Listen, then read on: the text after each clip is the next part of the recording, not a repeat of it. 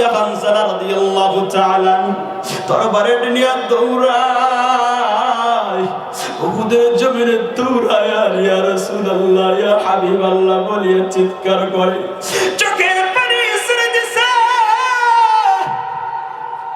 চোখের পানি, গাল বিবি বুকটা ভিজিয়া যায়। হানজালা রাদিয়াল্লাহু তাআলা যখন নাকি উহুদের ময়দানে গেছেন, হানজালা রাদিয়াল্লাহু তাআলা নিজের দিলকে বলে, ও মওত, যেই নবীর জন্য এত কিছু, যেই নবী বাইচা নাই, ওই নবী যদি বাঁচিয়া না থাকে, আমার বাঁচিয়া থাকে কি লাভ?